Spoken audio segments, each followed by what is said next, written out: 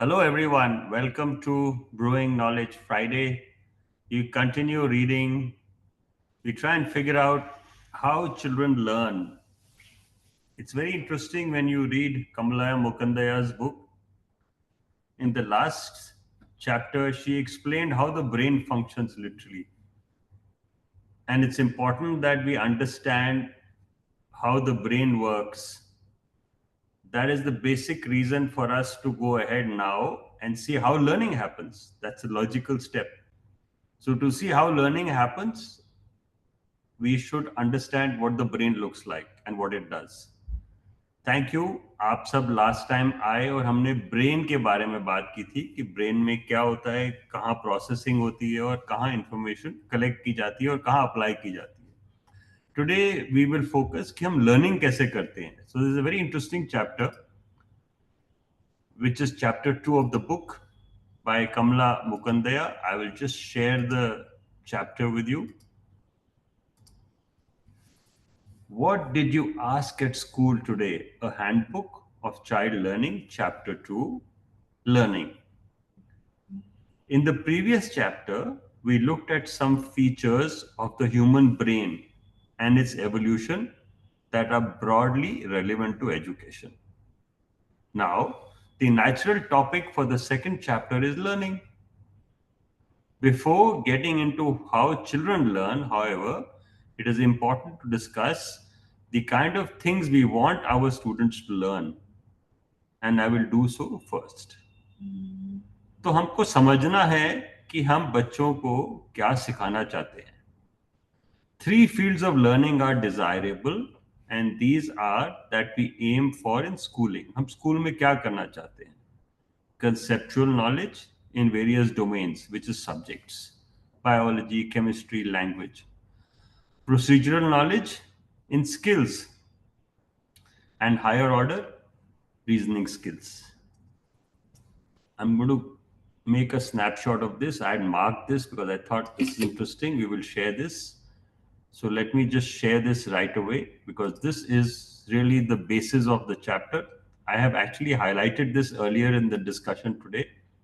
You will find this in the WhatsApp Brewing Knowledge platform where it says as to why and how we learn. So I'm going to put this line as it is in these highlighted words. It's a repeat. Conceptual knowledge is the understanding of the basic principles in a domain and includes an understanding of causal relationships and what is possible in that domain. For example, in the addition of large numbers, children need to have a conceptual understanding of place value in the base 10 arithmetic. Procedural knowledge refers to skill behavior needed to carry out operations. And in addition, example, it would include placing the two numbers correctly, one below the other, adding digits, and carrying on. Basic math structure we are explaining here. Procedural knowledge has also other interesting features which will be explained in this chapter. Reasoning. Reasoning skill is somewhat harder to define in a sentence or two. It may be more useful to define it in terms of lack of. Psychologists have used words such as shallow thinking, mindlessness, or dysrationalia to describe much of human thinking.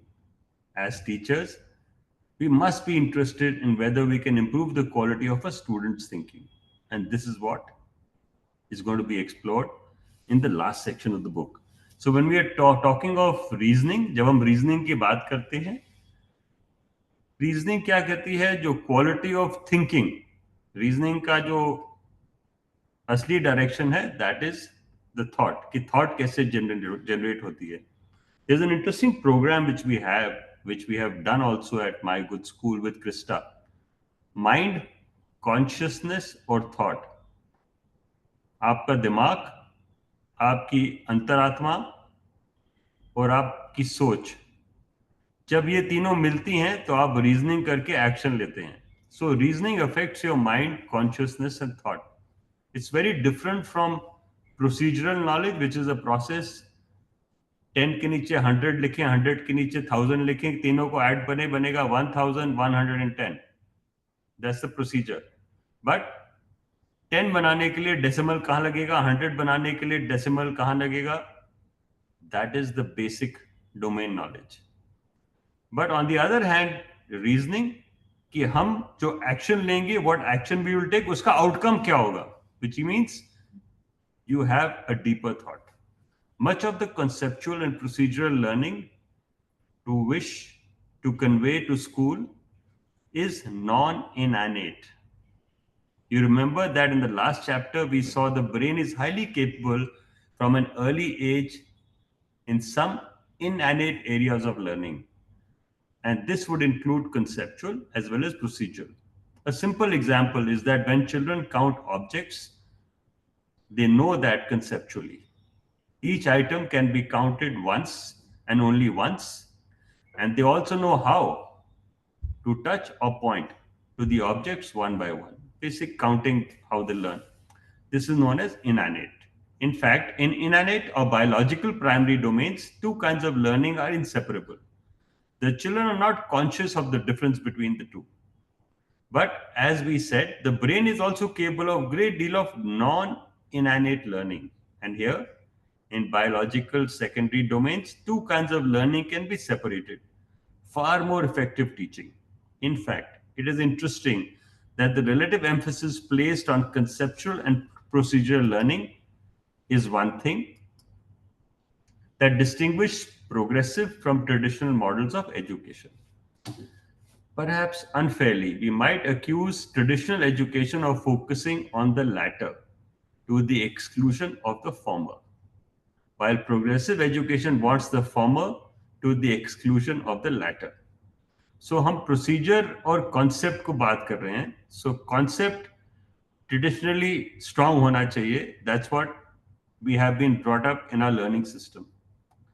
अब जो procedure होता है, जो progressive knowledge होती है, वो कहती है प्रोसीजर भी समझ आना चाहिए. How that happens, the how of what you have to know, that is as important. If non-innate learning is possible with conceptual and procedural, how best can we go about teaching? Steven Pinker, a psychologist who has written extensively on the evolution of the human brain, puts the problem very well. Educators must figure out how to co-opt the faculties that work effortlessly to get children to apply them to problems at which they lack natural competence. So there is something known as natural competence, and teachers have to understand what extra they have to do to overcome what is not naturally there with the child. Easier said than done. What are these faculties that work effortlessly, and how they are to be co-opted? I put together a few faculties that I think would qualify: constructivism and conceptual change, practice and procedural learning, and context dependent reasoning skills. Each of these are an impact on the way students learn best, and thus each should have an impact on the way we teach. So let's see how this goes. Constructivism and conceptual change. Constructivism, you can make out the word, it comes from construct and is the science of constructing. Constructivism is a word that has been in use by psychologists since decades, and in India, it has recently taken a buzzword status. In simple terms, it refers to the way that knowledge or information is stored in the brain. Nothing is ever recorded in the brain exactly as it was experienced. This is true from the experience we receive from any of our five senses. When two people have seen or heard the same thing, their memories of what they saw or heard will almost certainly differ. Differences in our perceptions and memories arise because we interpret everything we experience, and interpretation is always in the light of whatever knowledge we already possess. Thus, our interpretation of experiences become new knowledge, which keeps growing and helping us interpret new experiences.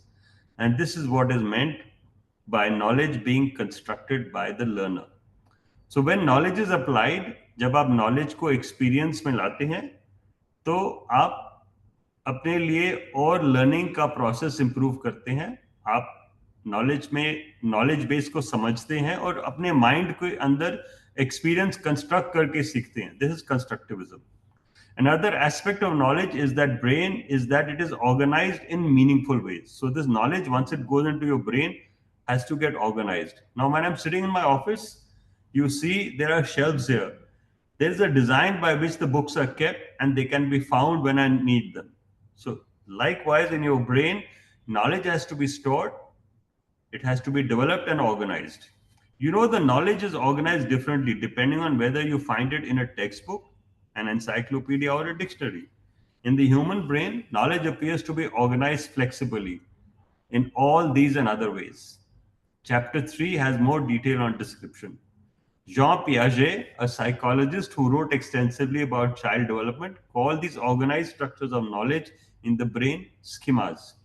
Experiences, he said, are continually being fitted into our schemas or assimilation.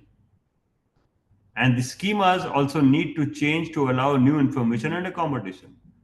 तो how you assimilate, ये भी बदलेगा because आपको और information accommodate करनी है.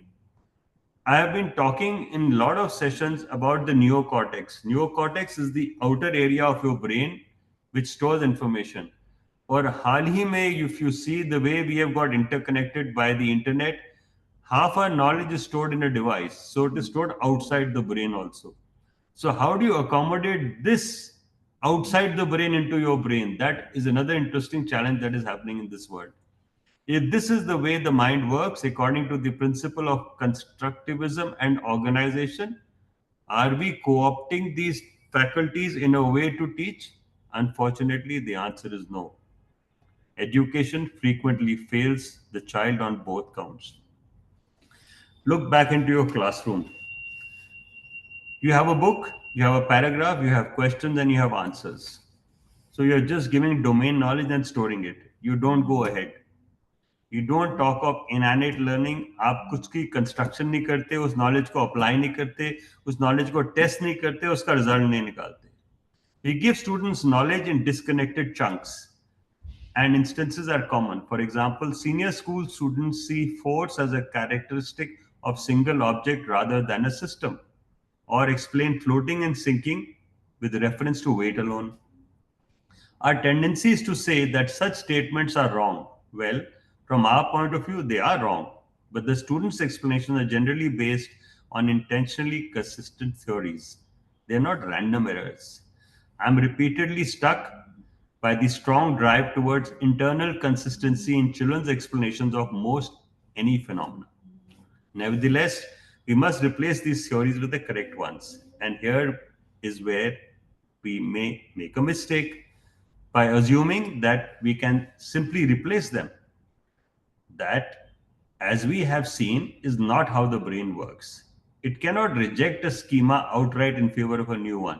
Instead, it must interpret the new in terms of old adjusting and the old to allow for the new, and so on. Remember, knowledge has to be constructed. It cannot be imported wholesale.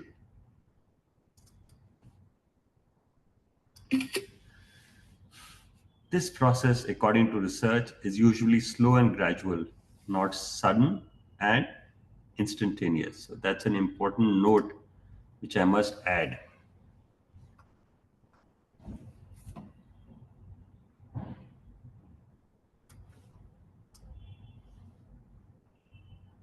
I'm adding this particular highlight because it will help you construct your thought. And in case you want to write a reflection, please use these notes which we share with you. Along the way, the students' change schema will contain misconceptions, errors, sometimes inconsistencies until a complete and thorough understanding is achieved. This kind of learning is called conceptual change, and it has become an extremely promising field of research in education. The fact that students can learn best through a process of conceptual change is very important. If such conceptual change does not happen, the old schemas remain as powerful as ever. High school and even college students show surprising misconceptions in their answers to science or mathematics questions. Surprising, because they're supposed to have passed through a successful education and all the right theories. The National Education Survey mentioned in the last chapter showed how students from top Indian schools can show such gaps in their understanding of concepts in science, mathematics, and English. Evidently, they are able to perform satisfactorily in school tests and examinations in spite of these gaps. On psychological explanation of this, on psychological explanation of this is that sometimes academics can be very distant from everyday experience. The result is that students build schemas of what is taught in class that are independent from and unconnected to their schemas of everyday experience. जो आप class में बच्चे को बताते हैं किताब में से, वो उसकी रियल लाइफ से कनेक्ट ही नहीं हो पाता. These schemas are activated in the context of academic work so that they can perform adequately in tests and homework, but they do not gain a better understanding of real phenomena. The best way to encourage conceptual change is to confront students with clear examples, which their schemas cannot explain. Then they will have to modify their schemas accordingly. And this is a step by step process as they keep encountering new facts that they must explain. For instance, students may assume that multiplication always results in larger numbers, or the more digits imply larger numbers, sorry. When they learn to multiply fractions, 10 into half is equal to 5, the first concept has to change. And when they encounter decimals, 1.234 is less than 1.24, the second concept must change. This change, as I said earlier, is usually gradual, not all at once. At the very least, change requires effort on the part of the teacher to make clear and convincing demonstration.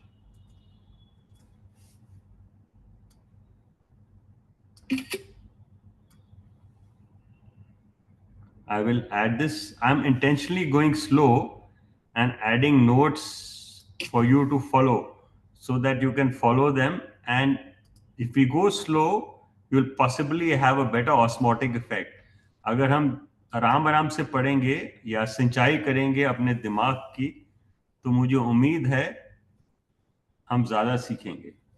For example, children assume that every part of a moving object moves at the same speed. This is true for objects traveling in a straight line, but for a car on a circular track, its left and right doors are not moving in the same speed. Sochiye. For conceptual change to happen here, a simple physical demonstration involving two students holding a rod connected at a central pivot and walking around it will be more effective than an explanation in words.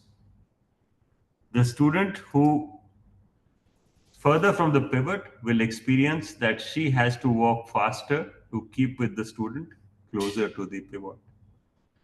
As the student works to make the remake her schemas, she might reason on the basis of in between schemas. The psychologist Stella Vosiando and her colleagues have been studying the way conceptual change happens and the types of in between schemas that students construct. A good example comes from the topic of fractions. Vosniado asked 10 to 15-year-old students in Greece to think of the smallest and largest fractions they could and to explain the answer. The student responses revealed four distinct schemas for fractions. I'm going to take a pause here and ask you people, are you able to follow what I'm trying to explain? How we are looking at learning, how learning happens? Are we happy with the pace? Are we able to read the book? Or should I read slower? Kunal says, okay. Any other feedback so far? Are we happy with the way we are explaining? If you want me to change or you want me to say in two languages, I'm happy to. Punjabi तो मेरी बहुत टूटी होगी, हिंदी तो फिर भी गुजारे लायक हो जाएगी. Thank you so much. आप ओके कर देते हैं तो मेरा दिल और पक्का हो जाता है. Good.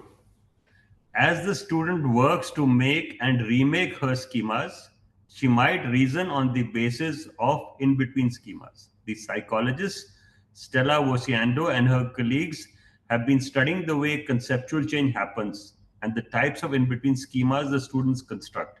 A good example comes from the topic of fractions. So, जैसे मैंने आपको कहा था, they said, what is the smallest and what is the largest fraction? So the some answers which the students wrote, now read the answers. Smaller numbers in the numerator or denominator make smaller fractions. In this schema, the size of fraction is incorrectly represented by two independent numbers.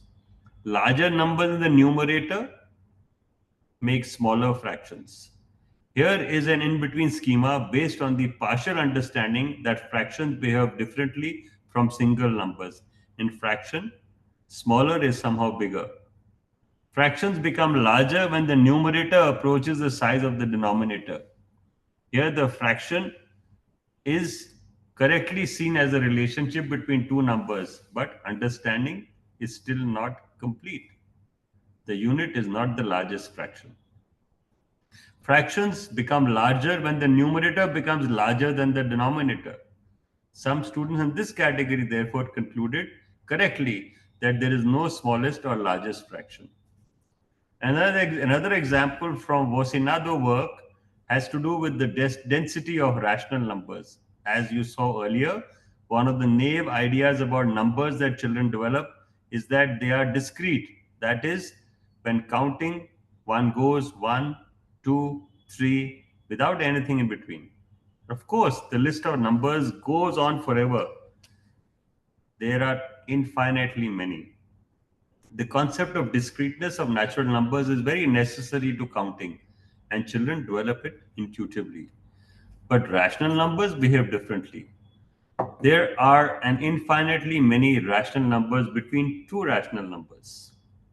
Osinado asked 14-year-old students several questions about rational numbers, such as how many numbers lay between 0.005 and 0.006, between 3 by 8 to 5 by 8, and between 5 by 8 and 8.5. From these responses, four stages of conceptual change could be identified, the fourth one being completely correct. So, first, there are no numbers between decimals like 0.005 and 0.006, and between 3 by 8 and 5 by 8. There is only 4 by 8. There are a finite numbers between decimals between 0.005 and 0.006, as between any fraction. Third answer. There are finite numbers between 0.005 and 0.006, but infinite numbers between any two fractions. And the fourth answer. There are infinite numbers between any two decimals and between any two fractions. These two examples show to convince you of the complexity behind students' wrong answer. You must be aware that our students reason from conceptions, that these alternative conceptions are often in conflict with the correct ones. And further, that it is not always easy for them to change their conceptions. We saw in the box one theory about alternate conceptions. It is also very well for a researcher to be investigating the various preconceptions students hold. But how are we teachers going to find out our own students' schemas? हम कैसे ढूंढ सकते हैं कि हमारे बच्चे कैसे सीखेंगे? Conversations, classroom discussions, open-ended questions, and journal writing can help. This is very much close to what we do at My Good School. Conversations, classroom discussions, open-ended questions, and journal writing can help. Now you know why we insist on reading. What is the next thing after reading? Anyone? What are the three things My Good School champions?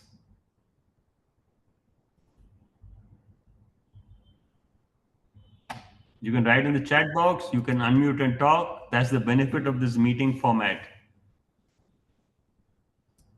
We do reading, yes. What is the next thing we do? We do reflections. Brilliant, absolutely. And what is the third thing? We build relations. Absolutely. So you look at this, what you need is conversations, you need discussion because they help you build reflection. Then you need open ended questions and journal writing, and that's where relationships happen. When you write down, believe me, you understand the meaning of relationship. In your brewing knowledge WhatsApp conversation, I keep sharing things and I hope you get to use them. There is a beautiful discussion I've shared this morning between Susan Cain, and she's interviewed after her second book called Bittersweet. Do listen to it. It'll help you understand as to why you must focus, one. Second, why you must learn to say no to overload. And third, you must follow a steady path. So if I look at all these things in your classroom, whether it's a conversation or your discussion or your questions, all should be structured and unstructured, both. So you don't have to tell a child this is out of the topic, this is out of the context. No. Possibly you have not understood what the child is saying. Yes, there will be some mischievous child, but you know that and you can smile that off. But it's important for you to have a open discussion and conversation in your class as much as for you to read your chapter in 10 minutes. We must frequently ask questions such as, what do you mean? And how is that different from what he said? Can you give me an example? We may feel that we just do not have the time for this, or that there are too many children in a class for it to work. But if we engage in discussions and conversation with our students, at least occasionally, the process might get internalized in their minds. After all, we want them to learn to be good learners, and one thing that will help is if they can become aware of the process of conceptual change in themselves. As far as large classes, even if not everybody can get a chance to speak, everyone can benefit from listening to such exchanges. So this is a little box one. Let's have a look. We will do the box one. Yeah, the chapter is long, so we will stop after this box one and then we will do the story for the day. So alternative concepts versus not wrong concepts. Look what I'm saying, not wrong concepts. Michelin, Shi, and others have been working to classify the different types of alternate conceptions human beings hold, and through that to understand why some misconceptions are particularly difficult to correct. In any subject, we know that certain concepts are harder to learn than others. Could this be related to the kind of naive conceptions and humans tend to form? She suggests that humans, from infants to adults, have a tendency to explain phenomena in terms of direct, sequential cause and effect, rather than the complex emergent properties of systems of independent, simultaneously acting elements. हम linear सोचते हैं, हम line में सोचते हैं, हम ऐसे सोचते हैं इसके बाद क्या, इसके बाद क्या, पहली तारीख के बाद दूसरी तारीख आती है, दूसरी के बाद तीसरी आती है। ये नहीं पता पहली तारीख में 24 घंटे होते हैं, 24 घंटे के अंदर कितने मिनट होते हैं, कितने सेकंड होते हैं, कितने माइक्रो सेकंड होते हैं, और यहां तक समझना बहुत मुश्किल है। To understand this statement we need to look at some examples. Consider heat. Many naive students think of it as a substance and explain heat transfer in terms of the transfer of substance like hotness from one object to another. Similarly, temperature is incorrectly conceived as an amount of something. There is a human tendency, she says, to explain many concepts in terms of sequential direct cause and effect. There may also be a tendency to view concept as things rather than processes, heat, electricity, force. Yet, several important phenomena, diffusion, weather patterns, fractals, human behavior, evaporation, natural selection, are not like this. Instead, they are properties of a system that emerge out of the interaction of elements. Because we tend not to see things in this way, we have particular difficulty in understanding emergent processes. आप और हम सोचते हैं तो pause ले लेके sequence में line में सोचते हैं, जैसे मैं क्या कहता, हम किसी को कहते हैं दूरदर्शी, मार्गदर्शी, जो हर एक तरफ, जिसकी तीसरी आंख होती है, जो चारों तरफ से देखता है, जो सोच सकता है बहुत आगे। टीचर का रोल है कि ऐसी एनवायरनमेंट बनाए कि बच्चा टोटलिटी में सीखे, केवल एब्स्ट्रैक्ट फॉर्म में नहीं सीखे. The solution, says she, could be for teachers to first make clear that some concepts are process and not substances, and then create the idea of an emergent process. This can be done using models or role play. Once the schema of an emergent process is in place, new concepts to understand in relation to that. So we will pause here. We'll put a bookmark. Manisha, I'm taking a screenshot here. Have you taken a screenshot?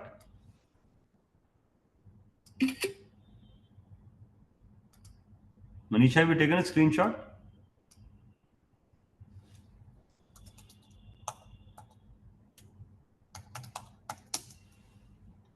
Next Friday will be the 19th.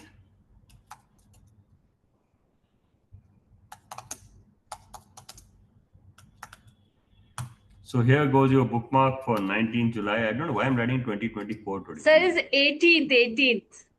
18th? Yeah. Oh, July is that is a master class, no? Sorry. Yeah, That's 19th is master class, 18th Yeah. is next week. Okay, so we'll mark this as 18th. Today is the 11th, is that right? Yes, sir. Yes, sir. Okay, so I've reached in the master class. Thank you for correcting me.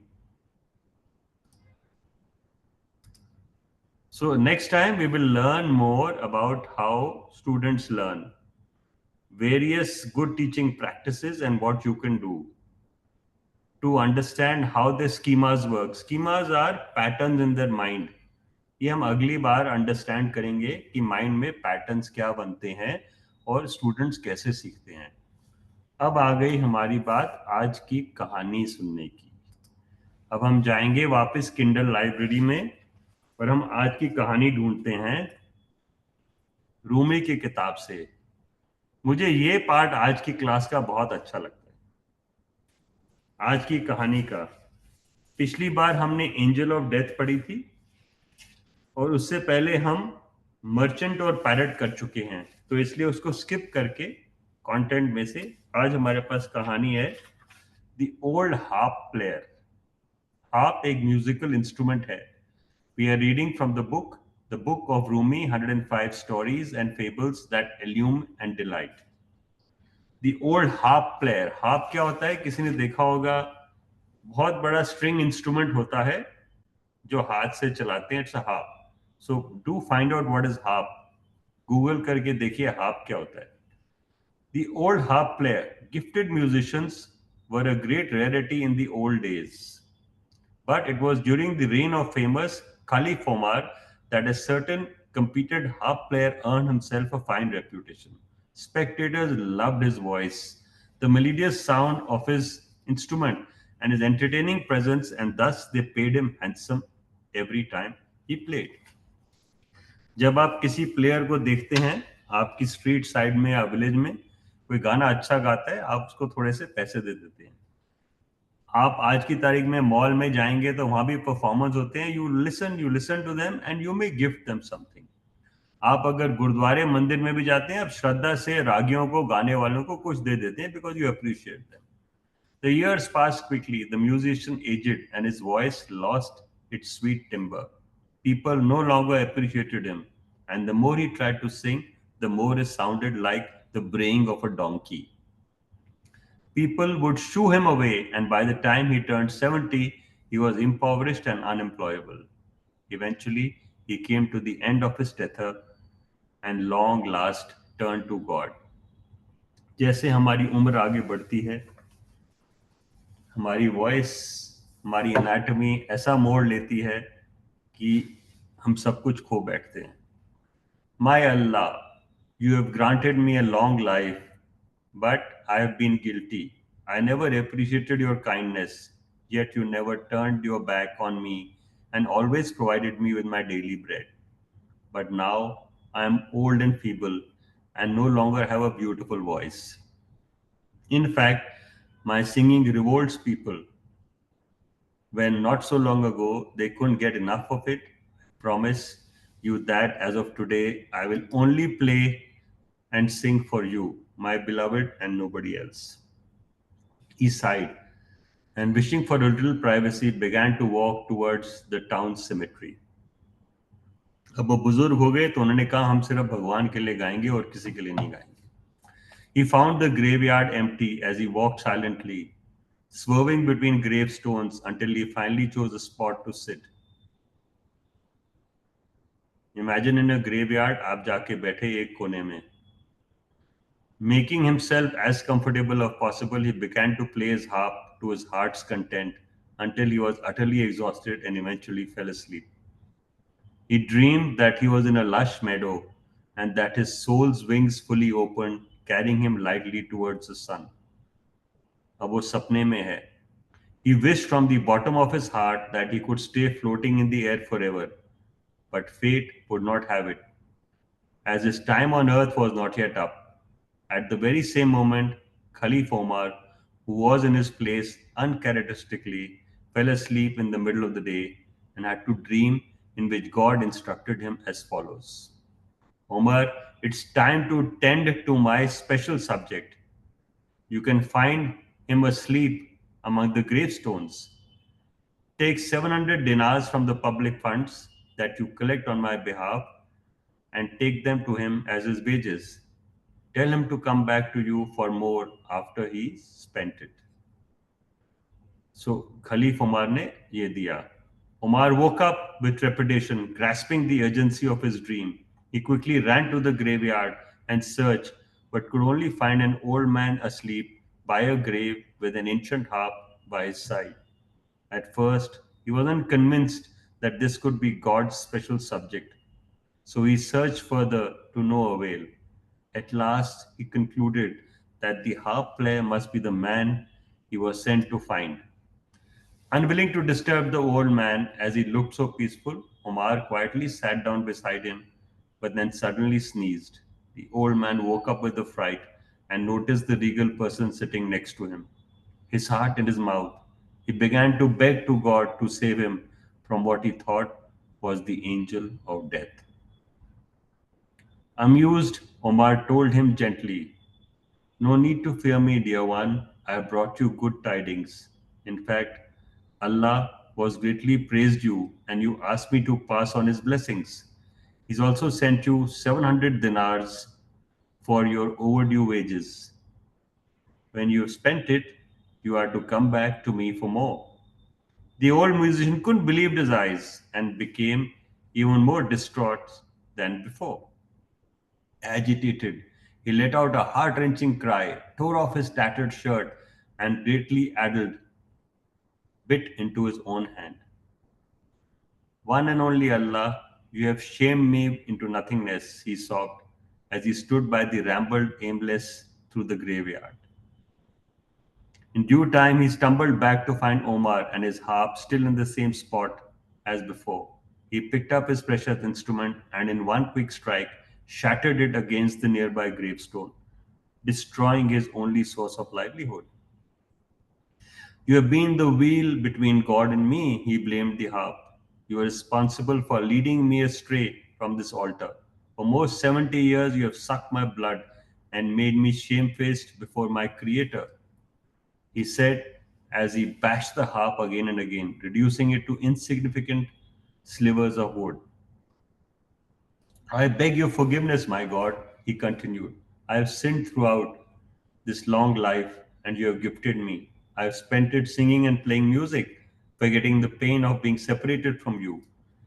And I and no one else am the cause of my guilt and shame," he confessed. "Please save me from myself, for my enemy is within me, closer to me than my own pathetic soul." Omar comforted the agitated man, telling him that he must let go of his past as well as his future, for he was still entrangled between them, and that meant that he was not yet one with God, and she had put his full trust in the Creator. As he listened to Omar's wise words, the old musician felt a purer light rising in his heart, enveloping his body and soul. Astounded, he felt that he was letting go of the world he had until then and found himself positioned in a different space, untouched by superficiality, a world that required an alternative understanding, where no words were left to speak, where solitude and silence were the order of the day. That's the story for today. I hope you enjoyed the story from the book of Rumi. We will share the recording of the video in the next 12 hours or so. You can replay it, share it with your friends, and see what an impact this story has as you age, as you grow. You have to be graceful and learn to live with the times. You have to accept everything by the grace of God. It's a very simple example and a very comforting message. So, with the grace of God, I wish each teacher here all happiness. And we are there to read with you, we are there to tell you stories. Yes, we look forward to your reflections. So, whatever thought comes in your mind, if you get time for us, do share them. I always say you can share them in the WhatsApp chat itself. Do comment, do write what you felt about today's session. Think about how learning happens in Kamla Mukhandaya's book, one, and think about the story of the harp, about how you age and how grateful and how graceful it is to accept God's reality. It's been a wonderful evening this Friday. I wish you all the best and may you make most of the evening. It's 11th of July, I stand corrected, and we meet 18th of July next. In my days, dates don't matter because, like you have dates in silos, for me, dates and days have no meaning because I just keep reading and writing, and that's my life. So, thank you for bearing me and tolerating me. No day, no night, only read and write. All the best. Have a great weekend. And if you join us tomorrow, we would love to have you at the Saturday Masterclass. We are soon coming up with a session on Saturday morning also. We've shared that in the GSA squad. We will discuss more on Monday when we meet, and next week we will give you more updates about what's happening in the world of learning forward India. Bless you. Have a great evening.